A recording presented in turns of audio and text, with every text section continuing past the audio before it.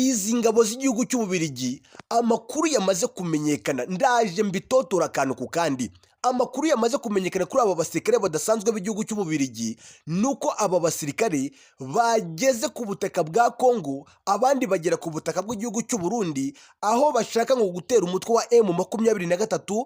Ibitero byabo bimwe bigomba guhagurukira mu gihugu cya Kongo, ibindi bitero bikaza guhagurukira mu gihugu cy'u Burundi mu rwego rwo kugira ngo basiribange icyo bita M23. Mu makuru twamaze kumenya ndetse tugiye kugarukaho nuko izi ngabo z'igihugu cy'Ububiligi baje ari batayo ebyiri, batayo imwe ijya mu gihugu cya Kongo, indi batayo ijya mu gihugu cy'u Burundi. Andi makuru twamaze gutohoza ku bijyanye n'aba basirikare badasanzwe b'igihugu cy'Ububiligi, amakuru twamaze kumenya, ibi byose ndaje mbitotora akantu ku kandi.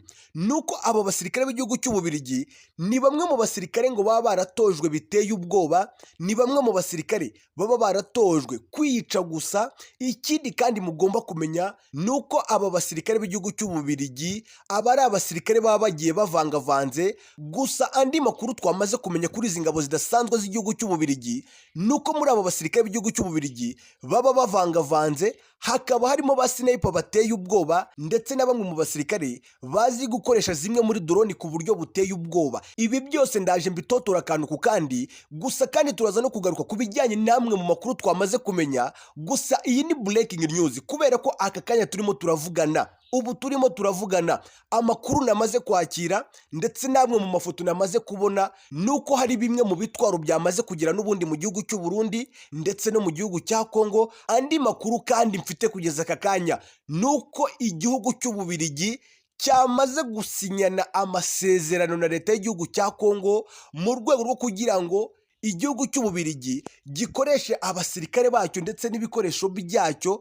mu gukubita M23. Maze Antoine Tshisekedi Tshilombo, uyu ni perezida wa Kongo, navuga yuko yamaze kugurisha igihugu cya Kongo, kubera ko amwe mu makuru twamaze gutohoza nuko umukuru w'igihugu cya Kongo yamaze kwemerera igihugu cy'Ububiligi yuko aricyo kizakontorora 75% by'amabuye y'agaciro ku butaka bwa Kongo mu gihe cyose cyakubita umutwe wa M23. Andi makuru kandi agezweho tugomba kugarukaho ni ibijyanye n'igihugu cy'Ubugande. Iyi ni breaking news, narababwiye nicyo musabwa nta kindi ni ugukora subscribe, kubera ko twebwe amakuru yacu aba yihariye bitewe n'imboni zacu mu gihugu cy'Ubugande. Aya ni amakuru twamaze kumenya. Mu makuru twamaze kumenya nuko nyuma yuko uwo bita Kainerugaba, uyu ni umwana wa Museveni, ni umwana utagira ipfana, ejo bundi yaranditse kuri Twitter ye avuga amagambo akomeye cyane, abantu bamwe barabikeresa, ariko ibi ni ibintu bikomeye cyane kubera ko amwe mu makuru twamaze gukura ku mboni zacu ziri mu gihugu cy'Ubugande